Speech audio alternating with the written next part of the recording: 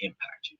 Some choices that you make in discussions with other people can lead to negatively impacting your ability to make money, because if people don't like who you are, or how you behave with one person, when you go try to do business with somebody else, you've already got a bad vote. I've been trying to tell you guys that you are your own walking brand, your own walking business, and the way that you carry yourself in life is how people will perceive you. So then when they experience you in person, that's when they have already had the first impression of you when they saw you behaving out in the street. And now your first impression of them is their response to you after this is the second time they see you in their life. First impressions are the most important thing that we can have in our lives, but we believe that our first impression should start when we engage them for the first time.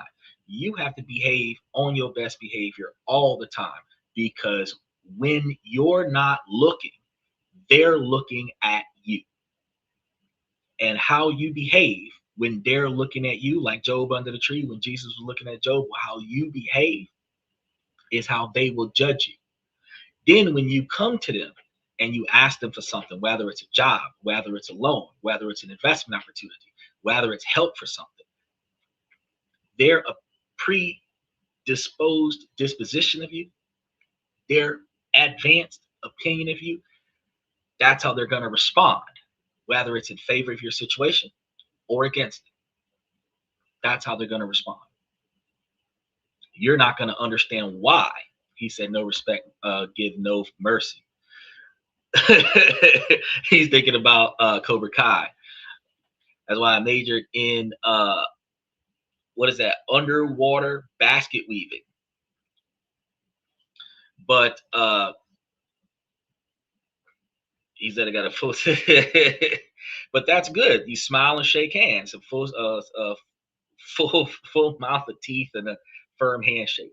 But the best part about the situation is that when you pay attention to what is negatively impacting your ability to succeed, then you can start making better choices.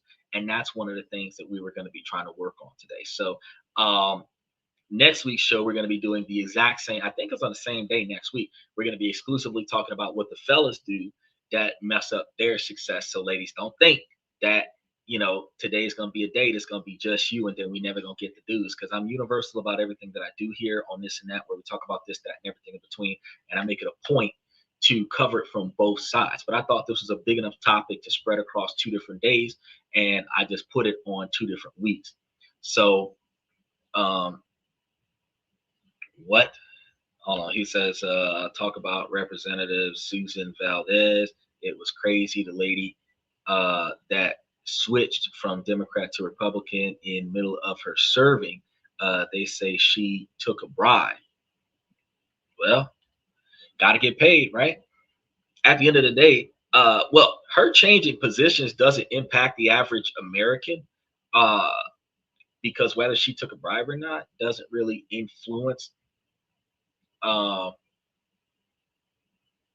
how we get stuff, really. I mean, there's a lot of people in politics that put a lot of effort into, like, the people who are like diehard political, like, activist kind of people. They put a lot of like go to into a conversation so that they can really be knowledgeable about the fact that the people in politics do a lot of stuff in politics that doesn't benefit the rest of the people. No matter how much knowledge I obtain, I don't have all the knowledge. Somebody is always going to have knowledge that I don't have. But at the end of the day, though, I will take in the knowledge that I get from the other individuals, and I will try my best to learn from the people around me. And then I will try to implement the knowledge that I get from them. However, whether or not a woman is sitting on the left side of the room or if she's going to sit on the right side of the room, whether her chair is a blue chair or a red chair, whether she's got a Fruit Balloon shirt with Obamacare on it or she's wearing one of those red manga hats, it don't matter. There's still 501 people up in that bitch, and they are not making good choices all the time. So he said, well, I thought it's crazy that she switched in the middle. It made the papers in Austin, but that's what it was supposed to do. We're supposed to be talking about how women make bad decisions, that self-sabotage their situation. And what she did made its mark, because we're here talking about how she went from the left side of the room to the right side of the room. All she did was get up and move over. In middle school, when a girl got up from sitting next to you and went and sat in the other empty seat on the other side of the room, you put your head down so that people stop talking about it. But now, as adults, when you get up on the left side of the room and walk to the right side of the room and sit down, it is all over the internet. But what did changing seats do? It didn't make my podcast start any sooner. It didn't put money in your pocket. It did put money in my pocket. She's not going to release subsidies to us for the rest of the year. Where she's not going to start re-implementing stimulus checks. It doesn't make any difference. But one of the things that you when you point out this particular person before we get started on the show, one of the things that I want to point out is, wasn't that the same Democratic woman that was voting on Trump's side of things, trying to get the lockdown unlocked? That's the same woman. I don't have to remember everybody's name, but there was one Democrat that was voting Republican that was a female during the shutdown. And it just so happens 2 months later, she then got up and stopped being a Democrat and started being a Republican. Okay. So instead of her being a Democratic vote, don't you think that that actually was a bad move, though? Because instead of her being a Democratic voter that's going to vote Republican, which gives Republicans more votes, because if you split the room down the middle, she's a Republican voter on the Democratic side. Now she's on the Republican side.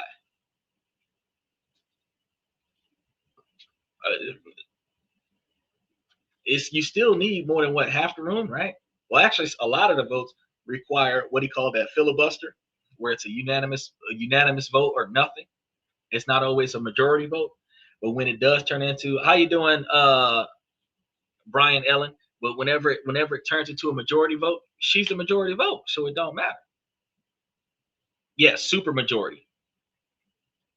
I don't know enough, but she keeps making the papers over here. That's because you get the paper. I don't get the paper.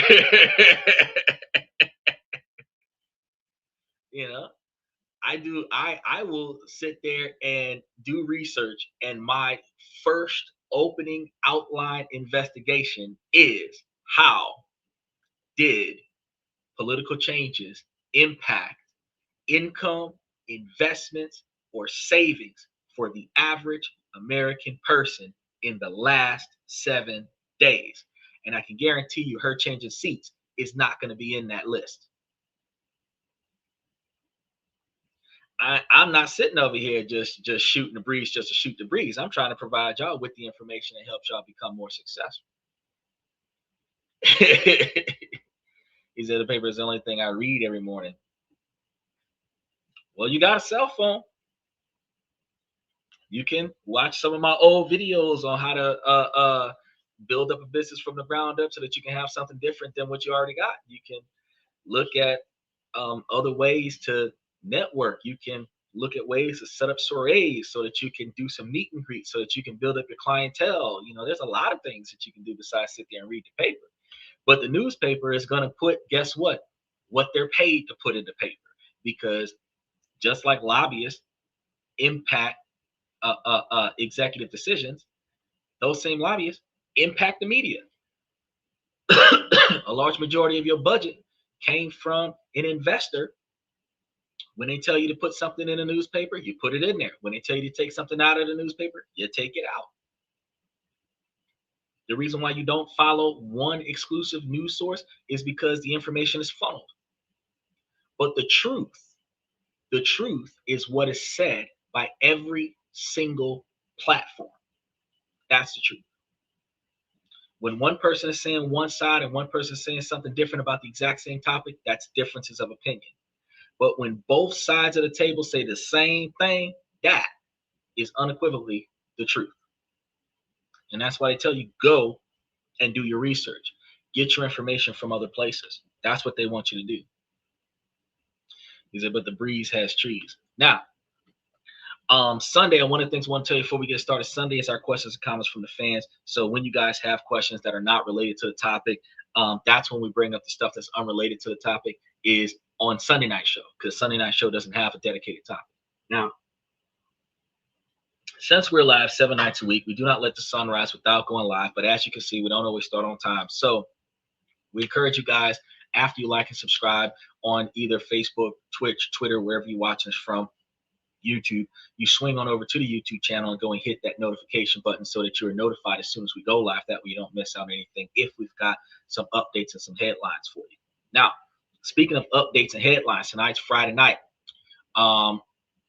For those individuals that didn't get in there, we were supposed to be buying into Arbor Realty today so that we had it for Monday so that we'd be on the books for the ex-dividend date on Monday. And then after Monday, we're supposed to be giving you guys more information as to which stock option we're going to be investing in going towards week 3 of December. If you've been in the membership, you have been seeing us do a rollout at least once a day about the different stocks that we have, and at least once a day you guys get some type of information about upcoming trades, whether it's something to buy or something to sell that is exclusively right now related to the core satellite portfolio, which usually is the links that are scrolling across the bottom of the screen. Listen there, because I have not updated these values, but these are the tickers that are scrolling across the bottom of the screen. So if you're interested in getting more in-depth information, you can always get that from our membership if you decide to join. Otherwise, I'll update you about it in the show when we get to that topic. He said, no, he says that maybe Sunday we talk about the movie. There's only so much you could say about the ideology of whether or not there's people living on the moon. That's more of a sci-fi podcast, or at least a science podcast, because realistically speaking, we can't really call it fiction just because we don't believe it. But it is more of a science podcast. But I can always try to squeeze it in there to fit some of the stuff on Sunday. But since I talk about different topics every week and different topics every day of the week, I don't see myself hitting the nail on the head for the exact same topic every week. But, I'll see what I can do. Michael said, I stopped giving advice people's lives. It makes no difference in their life, and they will run off the cliff anyway. So even if you posted a sign, and he's right, there are a lot of people that if they don't want to follow instructions, they're not. And no matter what you tell them, they will ride it off the cliff. And there's nothing that you can do about it, because you give them a choice to choose, and then after they choose, it's done. So Michael said, happy Friday. Remember to like, subscribe. Exactly that. So now let's get into our next topic. He said, I just noticed that as I just became a Platinum Diamond member. I don't think you became a Platinum Diamond member overnight, because that's not how the membership works. You started off as a beta member. You would have to buy a higher membership in order to go up in the memberships. So if you ended up as a Platinum Diamond member, you must have just bought something. You must have just bought something if you just became a Platinum Diamond member. I greatly appreciate it if you did. But if you're in the Platinum Diamond member, and part of the Platinum Diamond member is that we can do a show, we can do a collaboration on a topic of your choice, that'll have me do a Sunday show about just moon people, because you're a Platinum Diamond member. Because we have a Diamond Platinum package. Me and Mr. Pibbs have put that up there. And one of the stipulations for that particular monthly premium is that at least one, if not more than one, collaboration that we'll do with you under contract, because of the value of that particular membership. So if I verify that there is a Diamond Platinum membership that you've got, then you'll get your Sunday you'll get your Sunday moon people. If we got to do Sunday moon people at least half of the show every week while you're a Diamond Platinum member, I'll figure it out for you. Michael's got gold at $43,029 an ounce. I told y'all it wasn't going to 25 grand because it's at a steady incline. So if it was going to be at a steady incline, it would have had to go up $1,000. It's not going to go up $1,000. It went up $200 in the past 3 weeks.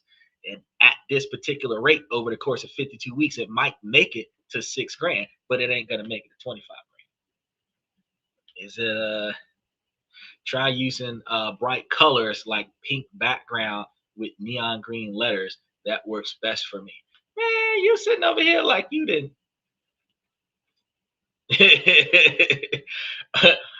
Oh, you said, well, what does Dylan get? I don't know. I got to go see the membership. I didn't look at the membership. I didn't look at his membership because there are like 6 or 7 tiers of membership up there. There's a very basic one that gives you access to stuff that everybody else doesn't get access to. And then the higher tiers have higher privileges. And each tier also has a different discount variation for the membership when you go to buy the memorabilia off of the platform. So depending on the platform, depending on the item you wanted to purchase, depending on the platform, I would get you a limited use discount card and then send that to you, and then you will put that into action and get the stuff that you're trying to get off of the show. And that way you would have you a little bit better, but then as opposed to the people that's getting the regular price. But there's other things on there, but I haven't memorized them because I put that up there a couple years ago and I never remember what all is up there. When I seen the emojis in the comment section, I was like, what the fuck is this? And I was like, oh yeah. Is I'm happy to sell gold coins to my local pawn shop to support them for $2,500 every day. That is a lot of money you're throwing away because if gold is $4,300 and you're selling it for $2,500, you're giving away a lot of money. Is it a signed autograph? Well, I'll probably have to get me some this and that memorabilia, and then I'm gonna have to take photos in it and then sign it and send it to you. I need to buy 5,000 coffee mugs and hand them out to the less housed with Fireball whiskey inside. That's a whole nother level of I can't believe it's not butter. Now, let's go ahead and get into this. Because a lot of times people, hold on. Let me make sure. Yeah. We have seen individuals that have turned down opportunities, and these are the type of opportunities that they have dreamed of for years.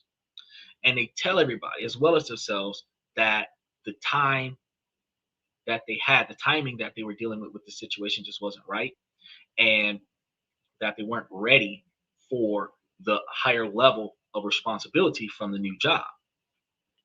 Even I was on that. I've had that happen to me before, where I was working for the job and I did not want to get the promotion because I just didn't want to deal with it. I wanted to be able to show up whenever I felt like it and leave whenever I could. I ended up getting that promotion anyway, but it I didn't want to go to the salary for a while, but we decide that it's the responsible thing to do when we turn down positive opportunities for ourselves. The real truth is that the one opportunity that we had, we look at, we could have took advantage of, that we ended up failing ourselves because the one that only came out late at night to get stuff done, that was us. The one that was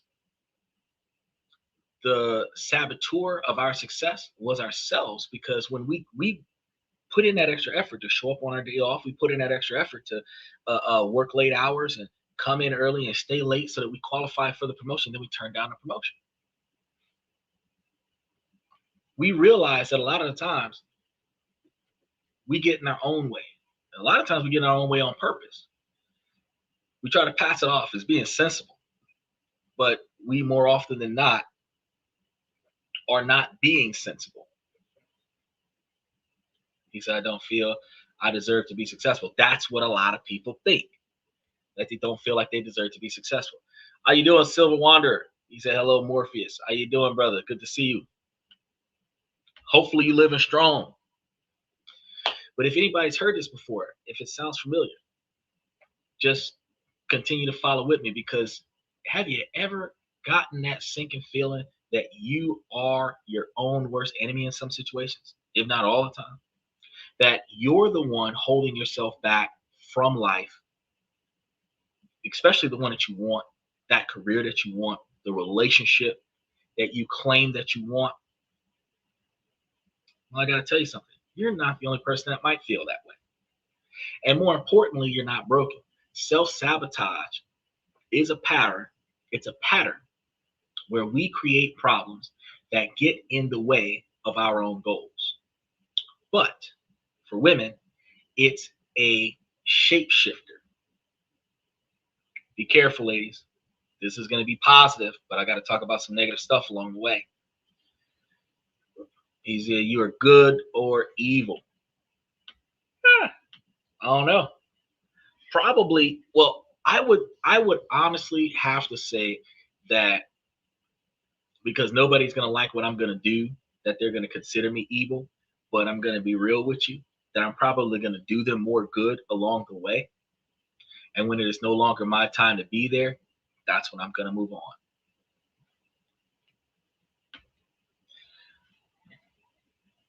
Right. Make a choice.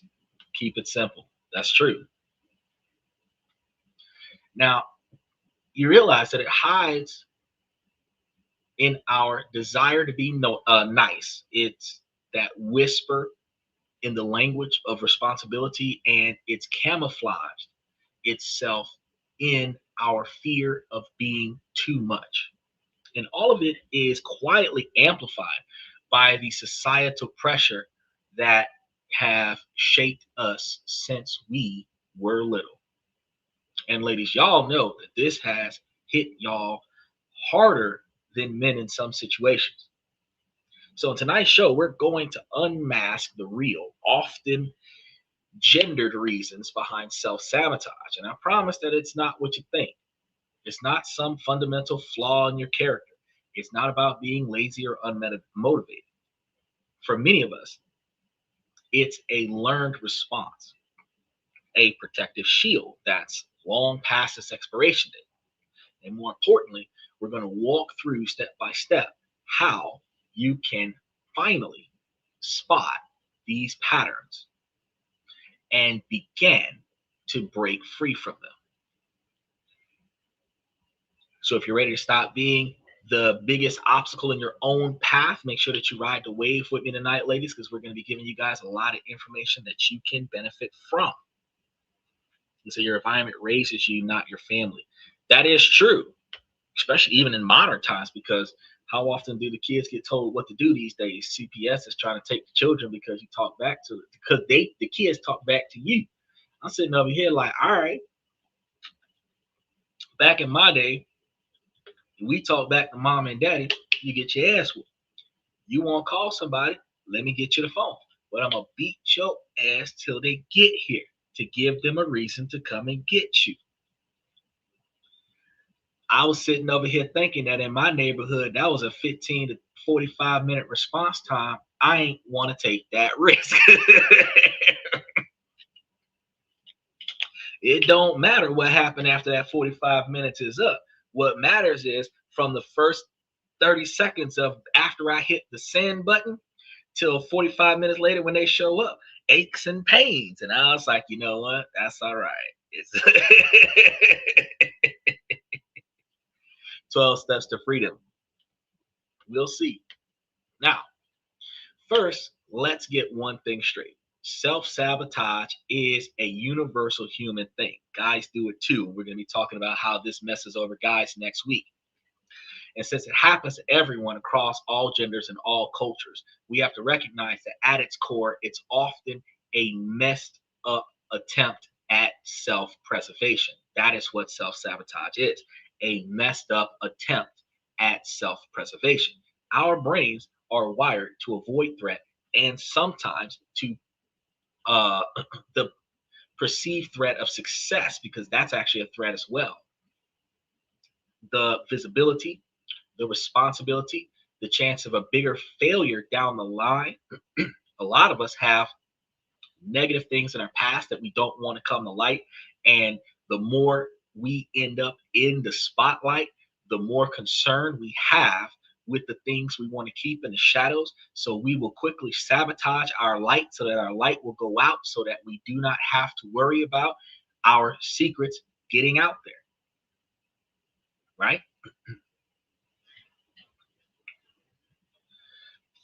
Feels way more dangerous than just staying put. He said, "Where's all the animals?" Well, over there.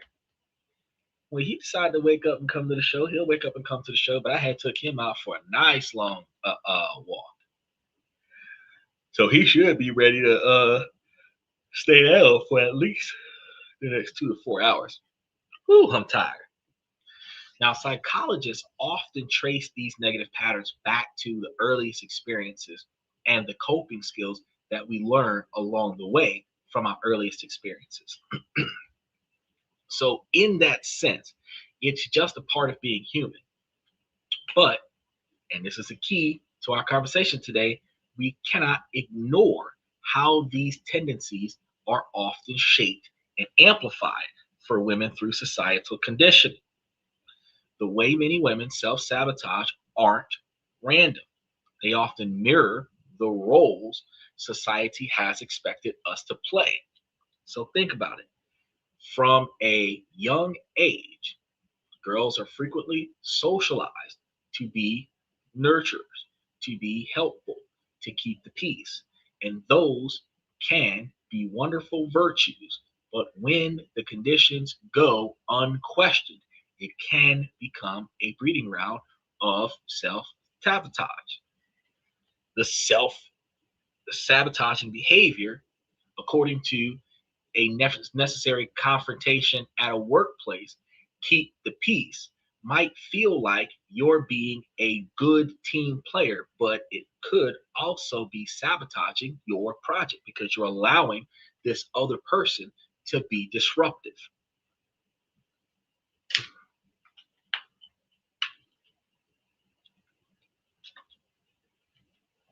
Constantly putting your own ambitions on the back burner to support everyone else feels selfless. But over time, it sabotages your own growth and can lead to serious resentment. Even if you're finishing your projects, if you're finishing your projects after everyone else, they're going to recognize that you're late with your projects.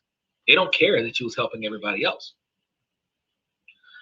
A lot of the capitalist portion of this society isn't just about the play it safe model of put the mask on yourself before you put the mask on somebody else. They use that model also as finish your own work before you start helping somebody else with theirs.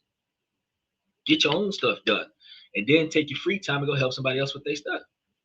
If they can't keep up, they don't belong at this job.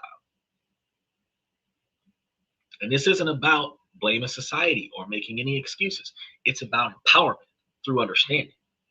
So when you can see the invisible scripts running in the background, when you realize that the urge to think small or be nice isn't necessarily your authentic voice, but a piece of old programming, from the farthest reaches of the back of your mind, you will gain the power to question the things that you see and hear, which is not something that people readily see, right?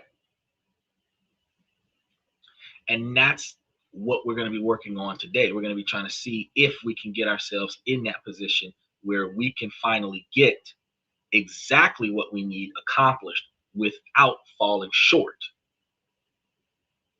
Now, when you start experiencing this, you get to choose different responses than the ones that you usually chose when you weren't succeeding. And researchers have even identified a cluster of gendered self sabotaging behaviors. Uh, Things like excessive people pleasing, perfectionism, and holding back that tend to hinder women's advancements more often. And this is stuff that you do to yourself. So I'm sitting down. This isn't a victim blaming situation. This is stuff that you do to yourself. So you will recognize this either in your own behavior, in your homegirl's behavior, your sister's behavior, your aunt, your girlfriend, your daughter, somebody. You've seen this happen. These aren't character flaws. They are coping mechanisms for a world that sends a lot of mixed messages. You got to be ambitious, but not aggressive. How is that even possible? You got to be confident, but not arrogant. How is that possible? Be a leader, but make sure everyone still likes you.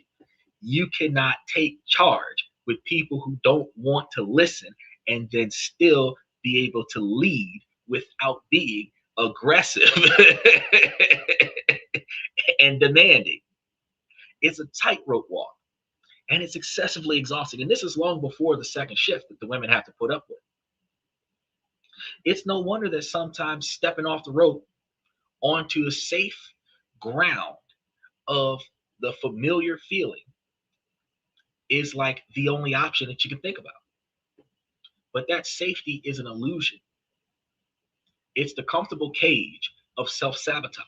And today we're going to find a key for you. So to really get this, we need to look at the messages that have been whispered into women's ears for generations. The ones that make self-sabotage look like a good thing. Let's pull this back because we're going to pull back what, 3 curtains on 3 different big issues. How you doing, random commenter? I don't know. That right there looks like a troll waiting to happen because your name is random comment. Make sure that your random comment is appropriately structured, exclusively related to the topic at hand. Because a left field random comment will be responded to on Sunday. Now, the first most powerful one that we have is the be nice trap. And I've heard my mom told my sister that, why don't you just be nice? And my sister was never nice. This is the relentless pressure on women to be accommodating, nurturing, and above all, nice. It's the idea that our value is tied to making others feel comfortable. And as little girls, ladies, y'all are often praised for being sweet, not making a fuss. So our brain codes this as the main way to get approval and love.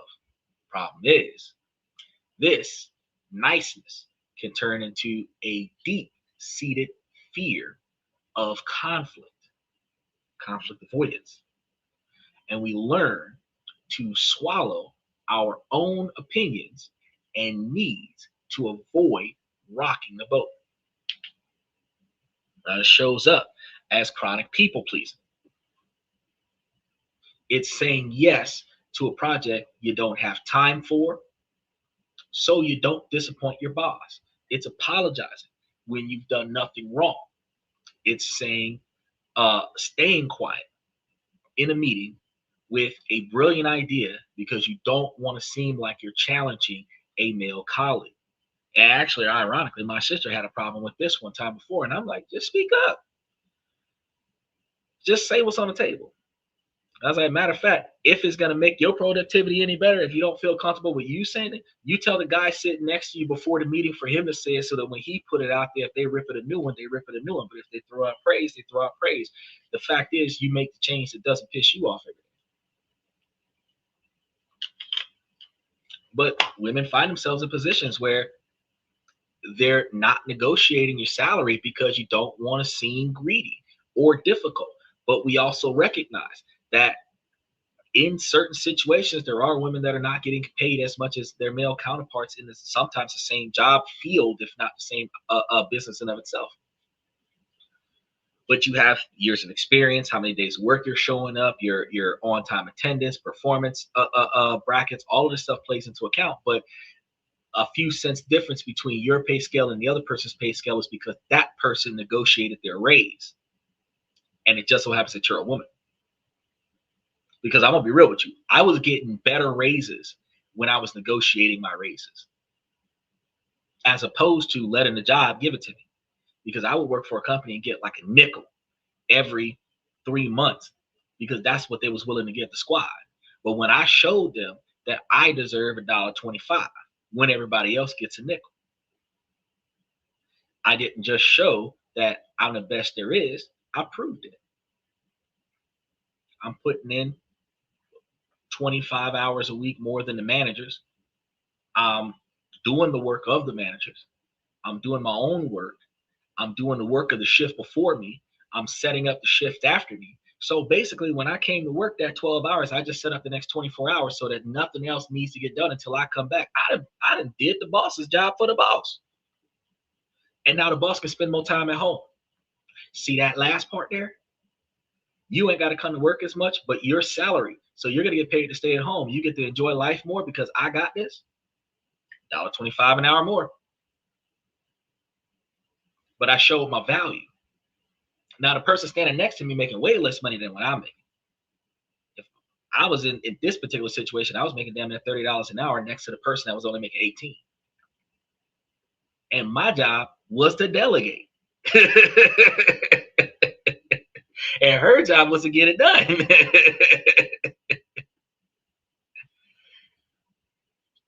Each of these situations seems very, very small and maybe even extremely polite, but over a lifetime, this kindness, it isn't kindness.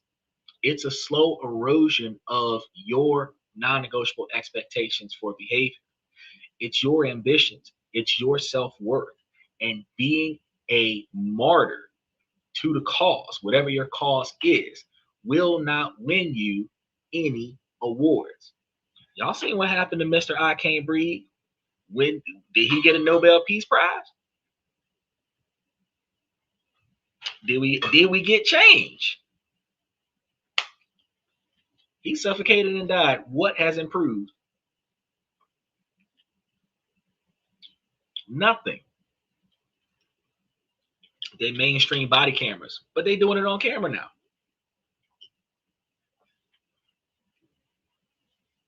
Now, the second piece of the puzzle is what socialists call the double bind.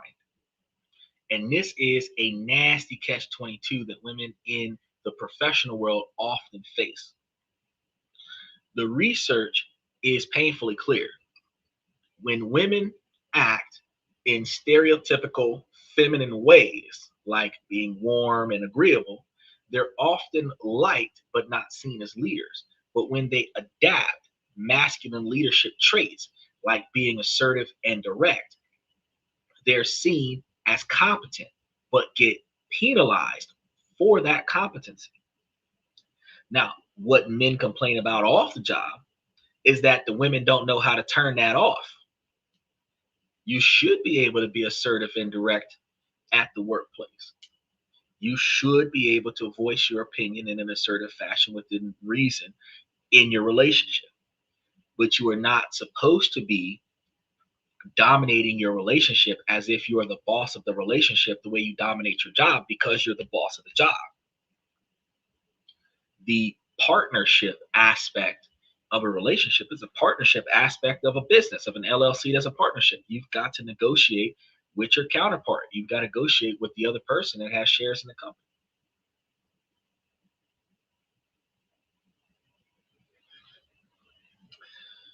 But when these women are aggressive like this, they are labeled as aggressive, bossy, or even worse. It's a no-win situation. You're damned if you do, and you're damned if you don't. And this isn't just a feeling. It's a documented phenomenon. And that phenomenon creates huge anxiety around being visible and speaking up for yourself. Now, the fear of that backlash is real, and it creates a powerful, almost rational incentive to self limit.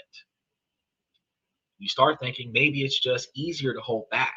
Maybe it's just soften my language a little bit, and maybe I'll let someone else take the lead. And even though it was my idea, I'm going to let them get the spotlight. You start policing your own behavior, shrinking yourself to fit into a tiny box between a pushover, and being a witch. This is self-sabotage born from a logical fear,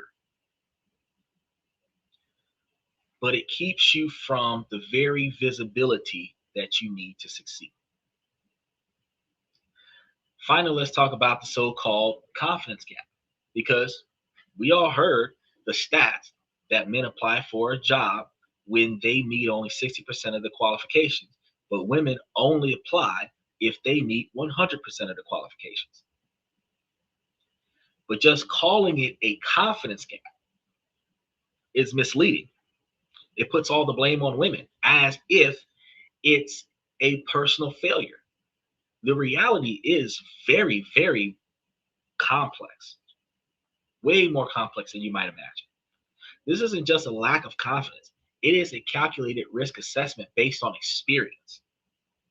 Research shows that women often hesitate because they anticipate that the system will be less forgiving of their mistakes. More so, that their stumbles will be judged even harsher than others, or that they won't be seen as a good fit. So, that hesitation isn't just I'm not good enough. It's a complex calculation that sounds more like the system is biased against me already. So I have to be perfect just to have a shot. And I'm going to tell you, a lot of y'all might not know what that feels like, but I know exactly what that feels like. We were raised by women in our 80s, 90s, early 2000s that we had to try as minorities 10 times harder than the next person so that we would be judged on an equal platform. So if we wanted to be seen over the next person, we would have to put in 15 times more work than the next person in order to be seen. Developed workhorse mentalities. But this is a form of self sabotage that is designed to protect you from a system that you currently perceive as having an unfair odd against you, which will prevent you from wasting your time in situations where close wasn't close enough, but the results are still going to be the same. You stayed exactly where you are, wondering why you can't get ahead without ever putting forth the effort to try. So now we get to the really tricky part, because let's talk about the self-sabotaging behaviors that don't look like sabotage at all. In fact, people will praise you for them. These are the wolves in sheep's clothing, the saboteurs in masquerade as your best qualities. So let's unmask the first one: responsibility. Procrastination, better known as perfectionism, is what we're going to be dealing with. And we love to wear perfectionism like a badge of honor. We say, oh, I'm such a perfectionist. But where are they getting their information from? And what are they really trying to say? What they're really trying to say is, I have impossibly high standards. But let's be honest about what perfectionism really is. It's not a quest for excellence, it's a fear in a fancy outfit. It's the paralyzing fear of being judged, criticized, or failing. One meta analysis even confirmed that perfectionism is strongly linked to procrastination, because the standards to feel too high, too even, start to set in. So, this is going to look like rewriting an email 10 times, or sharpening the pencil for weeks. A proposal that's already late would also fit into the the values. So if you tell yourself that you're just being diligent, but you're really just hiding, you're delaying the moment of judgment.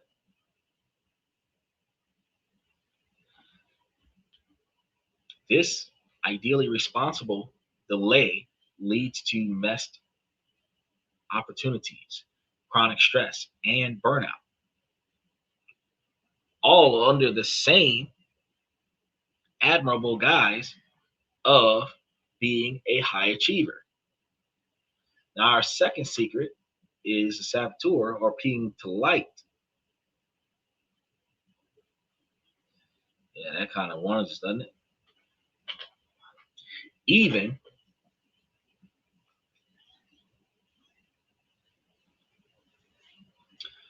hold on, yeah, even if you had that brilliant idea and you see someone else doing something vaguely similar and you just do it instead of giving up, you can tell yourself, well, there's no room for me now. They've got that idea covered, and then you don't have to get into it anymore. This isn't being polite, it's a form of self sabotage rooted in sarcastic mindset. It's a habit of stepping back to make room for others, even when you deserve to take up that position.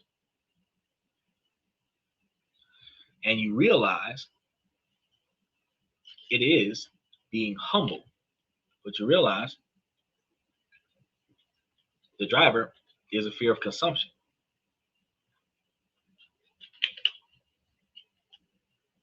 Yeah, which is a different version of your version, which is in their mind not good enough.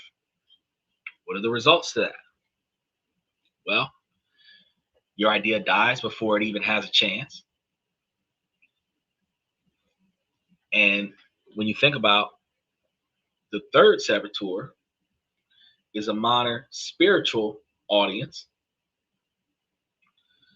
And this is when we pass a collection plate down and use concepts like alignment or institution.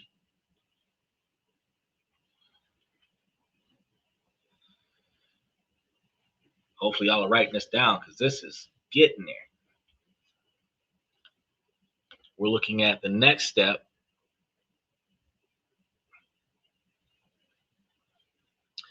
is spiritual avoidance. This is going to be where you use concepts like alignment and the intuition as a smokescreen for the fear.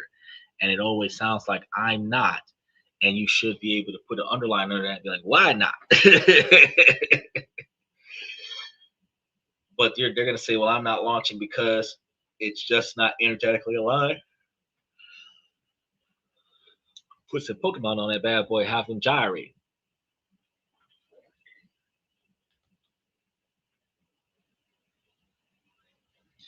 You will find that it's just ethically aligned or morally institutionally aligned.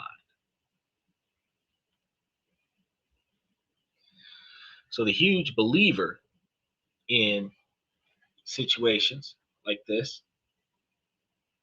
would be the guys that are waiting to take their ride on a spaceship. But the huge difference is between general inner guidance and using spiritual offensive life.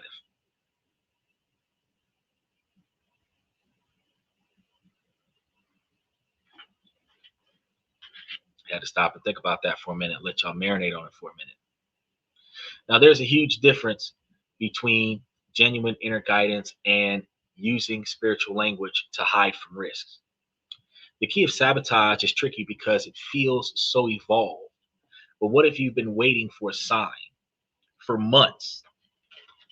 It might be time to ask if you're truly waiting for a divine timing or if you're just scared. Now,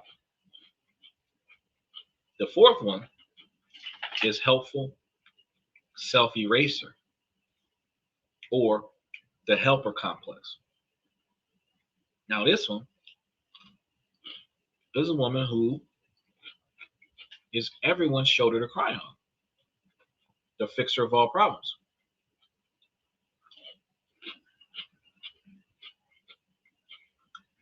She organizes the parties, takes the notes, spends her evenings coaching friends through the breakups. Society loves this type of person. She's praised for being selfless, but she's also erasing herself. This is a direct result of that being too nice.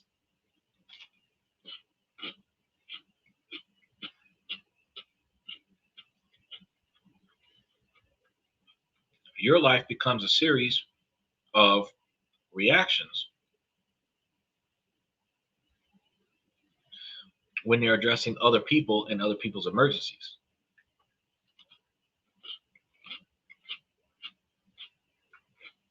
Notice your big project, your big business plan, that's got to get done by any means necessary.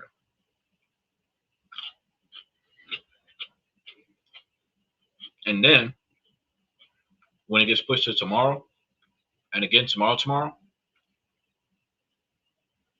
and today, 7 to the 3rd,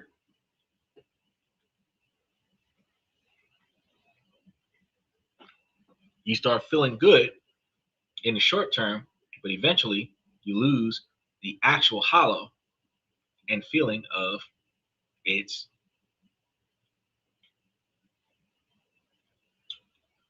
oh, because that's just how it is. Now, because you've been busy tending everyone else's garden, that your own is going to be full of weeds. Y'all can tell I'm burnt out. Struggling through this one with like 3 Oreos left, trying to get some sugar in my system. Now, finally, let's talk about humble self-minimization. This habit of deflecting compliments and understanding your achievements. It's really important for your own personal development.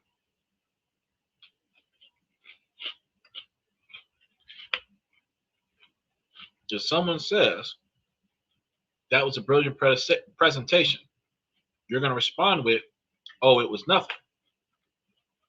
You spent 30 hours on it. You land a huge client and you tell your friends, I just got lucky. This isn't humility. It's a fear of owning your own power. You spent 30 hours on a project. You kicked ass on a project. You closed a big deal. You did something that other people in the room couldn't do. You're supposed to be more than proud of yourself. Ladies, true humility, and I've had some people talk to me about humility, and they teach backwards. They teach that humility is submitting to someone else that you perceive to have more control over your situation than you do. Admitting that you are not the whole picture and just staying in your lane and staying in your place. But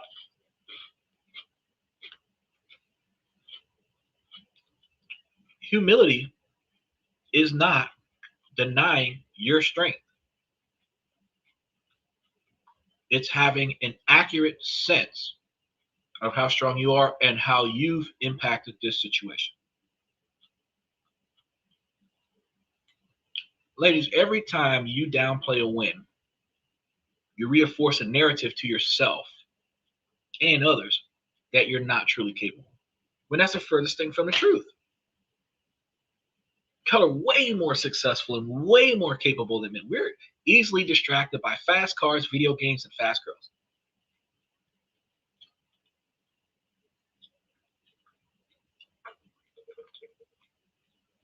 Isn't that something?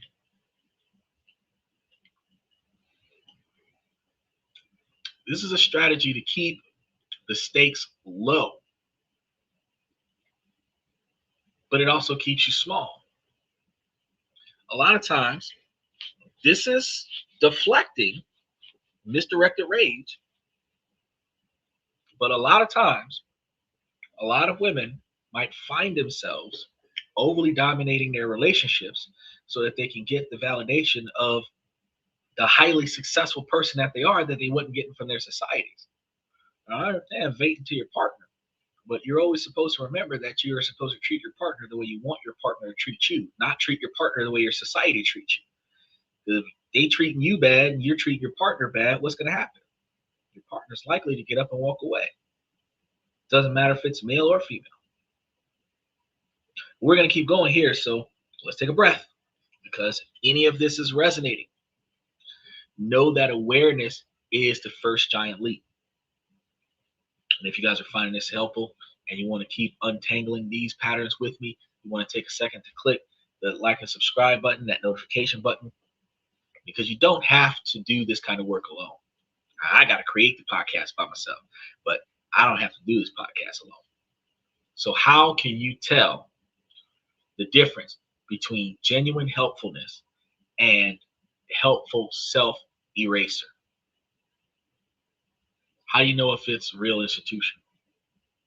Well, you can tell if it's spiritual avoidance because you need a simple diagnostic tool. I'm going to call it diagnostic tool, the impact-based limitless test. It's not about how virtuous an action looks. What matters is the impact it repeatedly has on your life. So the next time you're about to do one of these things, which is pause, ask yourself 3 questions. Question 1, and y'all can write this down, ladies. Does this behavior over time lead to striking or expansion? Are you looking for shrinking or expansion? That's a good question to ask yourself. Does saying yes to every request expand your skills and energy, or does it shrink your time and focus on your goals so that you can spend more time focusing on their goals? Self-sabotage, no matter how pretty it looks, always leads to shrinking. Question number 2, does this behavior over time lead to stagnation or progress? So, does your responsible perfectionism lead to your completing projects and moving forward?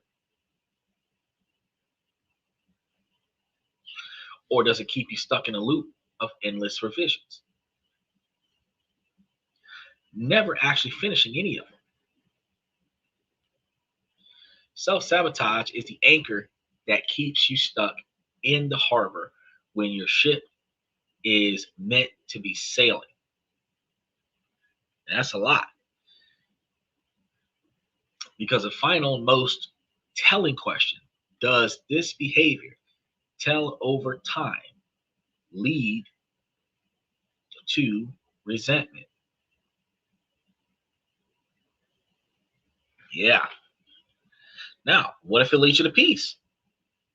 This is one that you can feel in your gut. Genuine acts of kindness bring a sense of inner peace. Self-sabotage, even when you get it through praise, almost always leaves a bitter aftertaste of resentment.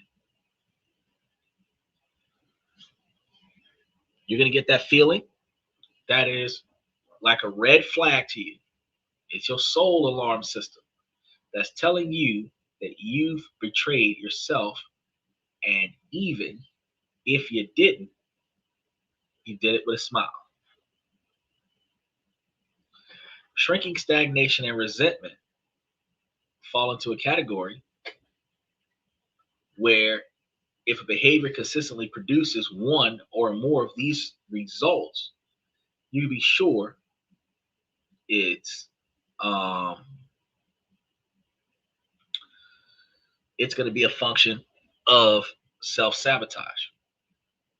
So remember, if a behavior constantly produces one or more of these results, you can be sure that it is a functioning result.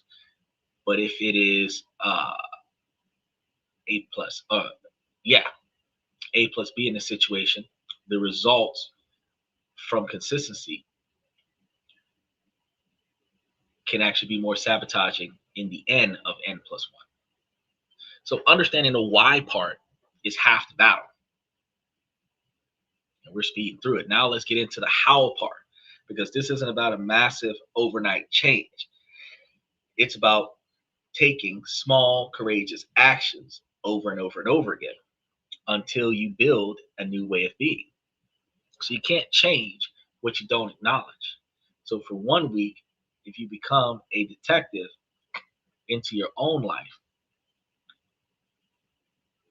when you feel that pull towards a sabotaging behavior, write it down.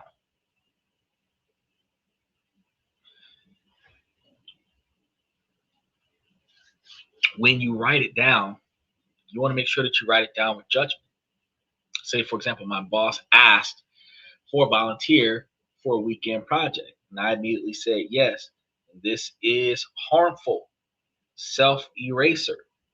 Why? Because you're giving up all your free time. They don't care what you're doing at your house. All they want to know is that you're going to make it here so that I can go home on time. Then name the true cost. The cost is my 2 days of rest and the energy for my side hustles. And it is feeding the resentment towards a job. Getting this clear makes a lot of sense. And it helps with the pain of staying the same, greater than the fear of changes. That was very complicated. Self-sabotaging acts is powerful by hidden belief. You ask yourself, what about the oh, hold on, we got a whole nother sentence here. He said, been busy tonight with bonus. I would try coming back. Congratulations on your bonus.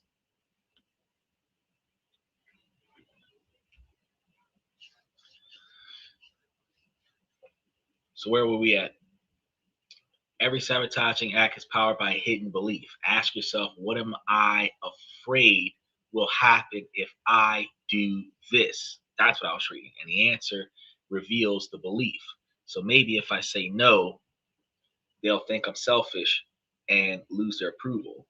Now you reframe it, turn that fearful belief into a curious hypothesis. So I hypothesize that if I communicate my no respectfully, my professional relationship will stay intact.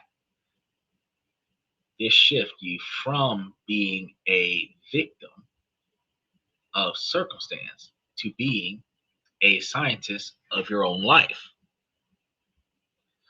Now you overcome self sabotage by collecting tiny pieces of evidence that prove your old fears wrong. So we're not sleuthing trying to prove ourselves right. We're trying to disprove the myth that we're starting to believe. And this is all about imperfection actions. The goal isn't a perfect outcome, it's just a gathering of new information. And if you work on setting non negotiable expectations for behavior, you don't start by saying no to your CEO. You start small. And this, we're going to say no thought. This no thought is going to be a small social request. So if you're tackling perfectionism, try this. For this one internal report, I will only allow myself 2 rounds of editing before setting. These small wins build new natural pathways, one courageous step at a time. And when you're caught off guard, your old programming will kick in hard and you can get back to a blank slate if you like. But you need pre written practice lines. And those lines have got to be ready to go. Now, for people pleasing, you want to have a to go phrase. Let me check my calendar and get back with you. This buys you time. If they say, hey, when this conversation ends, the offer is up. Oh, well, then I can't go. Or thinking for yourself and thinking for me too, but I don't have the capacity to go that direction and have the attention that the other person deserves when they're normally on my right side. Now, back her sitting in this chair. For minimization, when someone gives you a compliment, you script responses is simple. Thank you, I appreciate that, and that's it. When you're practicing these out loud, they'll feel awkward at first, but they are the tools that we help you act from your new job.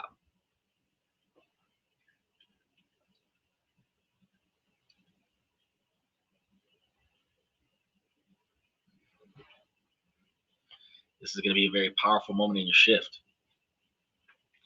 You ladies are going to have to stop trading your valuable time and energy for empty calorie praises. And you're so helpful feels good, but it doesn't pay your bills or get you promoted. So, consciously translating your helpful work into tangible equity when you ask to take a lower visibility task, like taking the notes off of the meaningful task, and hand them off to the um, person standing next to you, you will find that you'll be building something with the question.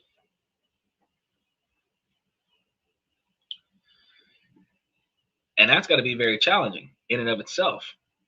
You find yourself in positions like, I'd be happy to take the notes to make sure I capture everything.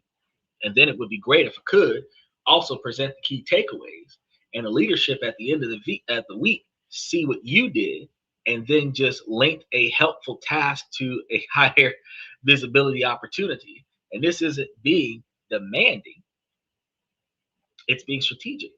It's teaching people that your help has a value,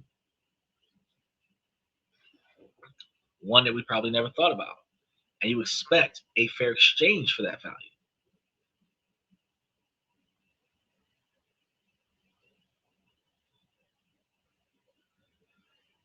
Wow.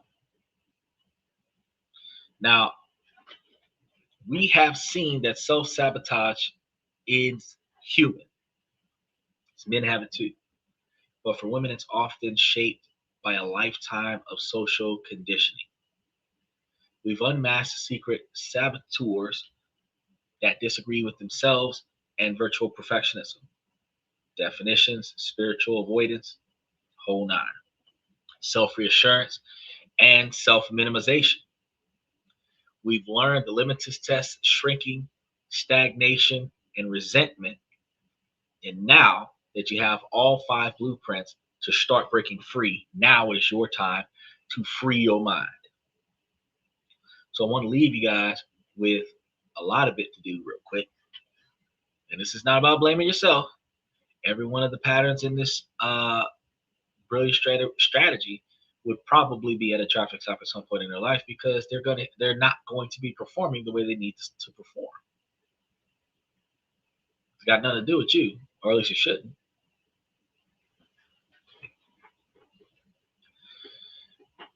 Every one of these patterns was once a brilliant strategy for survival, but you are no longer the person who needs that strategy. The woman you are today at and the woman you're becoming for tomorrow needs a new set of tools that she requires through courage, not comfort. The journey to overcoming self-sabotage is a practice. It's about being compassionate with yourself on a daily basis where you don't fall back into old habits while celebrating the wins. It's about choosing again and again to be one of your biggest fans. Now, activism. We'll take a look at that real quick. If you advocate instead of your own worst enemy, you'll find yourself to be a little bit more successful. The work starts right now, not tomorrow, not next week, not next year, right now.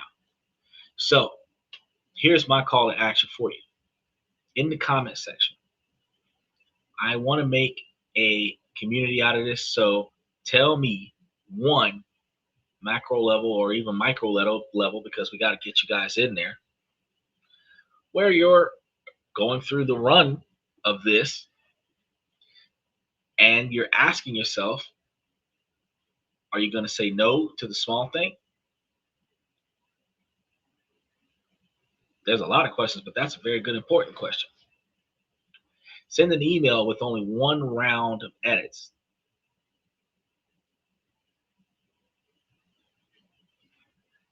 Got to look at it. State one of your accomplishments without downplaying it at all. Declare it in the comments. Let's create space for shared accountability and courage right here, right now on the show today.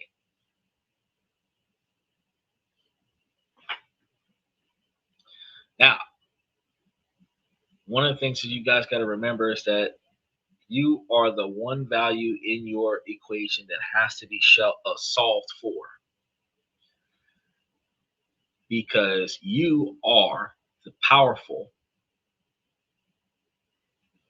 and the other guys are hanging on a prayer.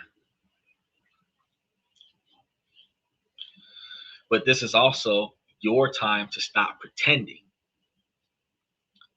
and start being more than what you are. So, as we sit back and look at this, ladies, we're going to start off by saying, as long as the situation doesn't make sense, I'm going to keep asking you ladies to make it make sense. So, ladies, please make it make sense. And then, fellas, we're going to let you know that we're a male-driven podcast from the male's perspective. We don't always expect to see us on time, but you will see us with a different topic every night of the week. So, ladies, this isn't a red pill, blue pill, black pill podcast because I give you ladies the information to help you ladies become higher value women as well.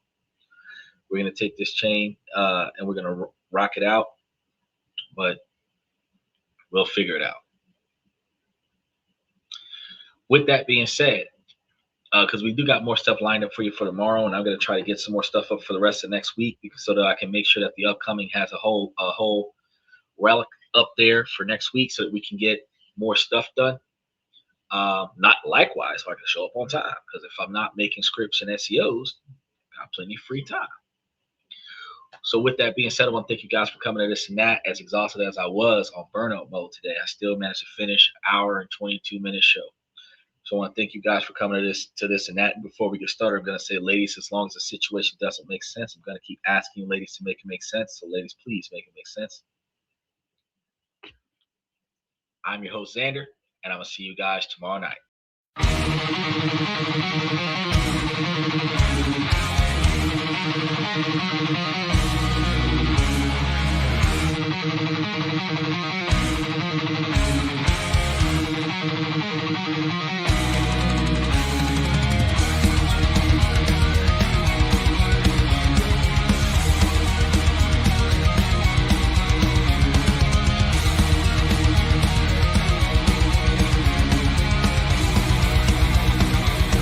Higher ground.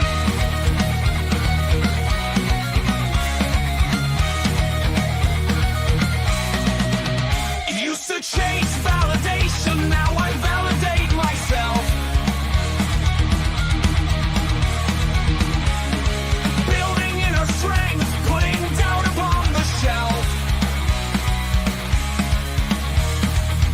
No more unnecessary drama, no more wasted time. Climbing higher, constantly making my own climb. Standing on higher ground where excellence is found. My potential knows no bounds, raising the bar, breaking ground.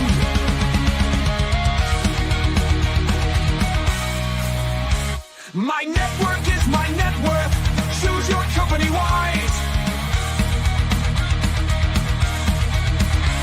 Surround yourself with eagles, not with sheep in disguise. Every interaction is a reflection of my brand. Quality over quantity, that's my personal command. I'm not landing on higher ground where excellence is found. My potential knows no bounds, raising the bar, breaking ground.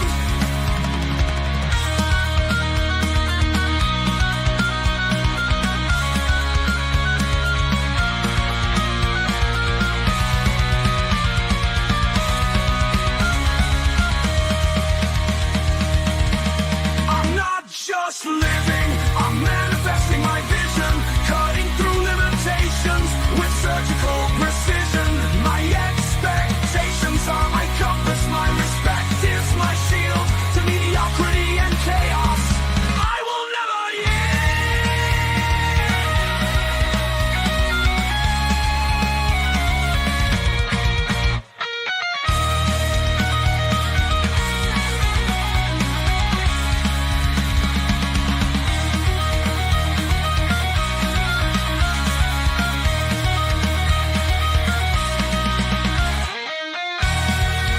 I'm not just living, I'm manifesting my vision, cutting through limitations with surgical precision. My expectations are my compass, my respect is my shield to mediocrity and chaos. I will never yield.